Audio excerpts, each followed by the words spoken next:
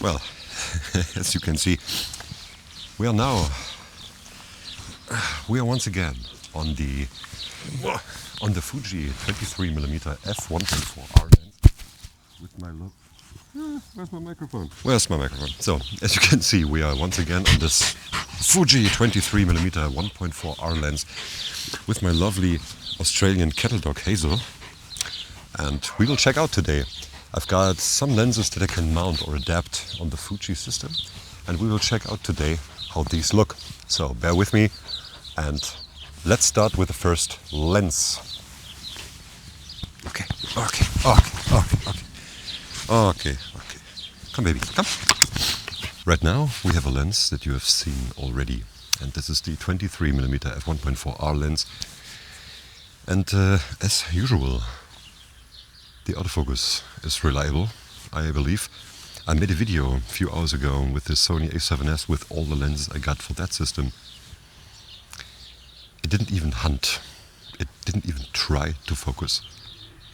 It was a disaster. I tried it 2 times, and the first time I only realized that it didn't focus when I watched the footage at home in my house. So that was pretty unpleasant. So what you see now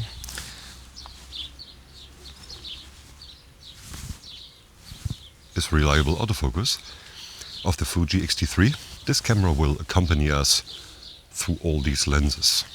So let's see. The next lens that I will mount is another autofocus lens that you already know. It's the 35mm 1.4R. Does it focus? I hope it does. Now, you already know the look of the 35mm 1.4R, and I'm pretty much in love with this look. It's, in my opinion, the poppiest lens that I know for the Fuji system, which has autofocus. Because I have some lenses in my bag that we will mount and try to focus correctly, and I hope we will see something. So, this is what the 35mm 1.4R looks like. And I know you have already seen this lens, and I think you've seen the others too. But now you got them all in one video. This is just to give you an impression of how these lenses look. The next lens that we will mount, I think it's the 25mm f2 from TTArtisan. This is the TTArtisan f2 25mm. I think and I believe this lens to have a good amount of 3D pop actually. It's a simple design. It's kind of like a Zeiss copy. Not like the Batis. The Batis has way more lenses, but of an old size. So I think basically it is a copy. But for $66, you can't expect more. It's a little bit pain in the assy to focus this. I mean, it's smooth and so on. But manual focus lenses, if you want to have a little bit of distance, you know what it is. You always have the feeling that you're not in focus. And I cannot even check because I broke the cable of my field monitor. And tomorrow is Sunday. That's bad. But nonetheless, I think we are in focus and I think we have a good look. What do you think? I really, really like this lens. And we switched already now to another TTArtisan 3D poppy lens, the 35mm f1.4 at 1.4. With this lens I took some good photos that had 3D pop on the sensor of the Fuji XT3. I have the same lens for the Sony a6700 and I did not get any pop there. And I already discussed this matter about pixel pitch and sensor stacking and so on, and I will go on figuring out how that can be and why the 3D pop effect is rendered away, is diminished by maybe the way how the sensor is stacked. Because there's a reason why sensors render flat images and all the sensors don't. So, well, nonetheless, what do you think about the look of this lens on the Fuji XT3? I think the look is pretty good, and of course we have some 3D pop, even though it should be just a little bit. Since the sensor renders a good tonality, I think there's more of it than this lens alone should on paper provide us. What do you think? It should be good as well. Now we got the Pentacon 50mm f1.8 at f2.8, because when shut wide open it is so unsharp, so milky. So we need a little sharpness in the center, I believe, to get a 3D poppy image. It has something to do with that, it definitely does. And it is how the sharpness falls off after the center subject, for example, or object. You decide. But now you have to decide if you like the look. This is a cheap lens from the German Democratic Republic, where I was born.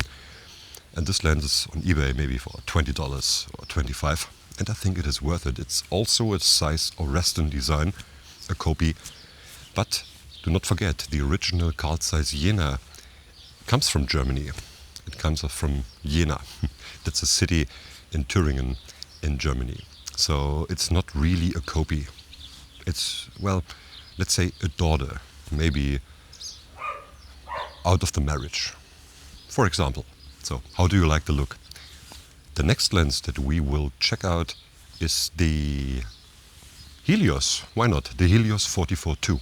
With this lens, it's pretty easy to get the focus wrong, but right now I believe we should be in focus, and well, I so much love the image. If you are in focus, and if you set the focus right, even if you film yourself, you have to focus on something, and you have to take in consideration that it is not a flat plane of focus with this lens. It just is kind of like bubbly. So you have to set your focus a little bit, well, behind the actual object that you focus on. Then everything should be all right.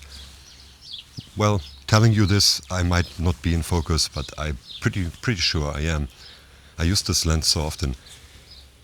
You realize how it works. So, what do you think about the look of this? It should be so poppy. This is one of the most poppiest lenses I've ever seen. This is even more poppy than the XF35 1.4R or the 22 1.4R or even the Zeiss 55 1.8. This lens is more poppy than all of them. There's one last lens that I want to show you, and that is a original Carl Zeiss Jena. It's a 50mm f2.8, I believe, from 1954. Let's see if this lens has some 3D pop, shall we? This is a Carl Zeiss Jena Tessar 50mm f2.8. It's the last lens, and well, it's not the king of them all. It's not why I choose to use this lens last, but it is the oldest lens that I got. Even the Helios is more recent than this one, and this one is pretty cheap as well. And to be fair, it is not that good. See, vintage lenses, well, they almost all have a very simple element design. The nifty 50s and the 35mm, they got a simple design, but not all of them have 3D pop. It is more to that. It's more to that than just the lens design. It's the kind of glass that was used, if it is maybe radioactive or not, and there are some radioactive lenses out there from the UdSSR or the German Democratic Republic. Some Zeiss lenses are radioactive. It's not that bad, but still worth mentioning. So, what do you think? What do you think had the best look? You decide. So we got the 23mm f1.4. Then we got the 35mm f1.4. After that, we got the TTArtisan 25 f2. It looked good. Then we had the 35mm f1.4. Was good too, I think. These are good. TTArtisan is a company that makes good stuff. Then we had the Pentacon 50mm f1.8. Looked good. After that, the Helios, the most poppy lens that I own, at least on paper. Helios 58mm f2. And last but not least, the Carl Zeiss Jena Tessar 50mm f2.8. So these are all the lenses that I can adapt or mount on my Fuji XT3. Which one did you like best? Let me know in the comments, and see you to the next video.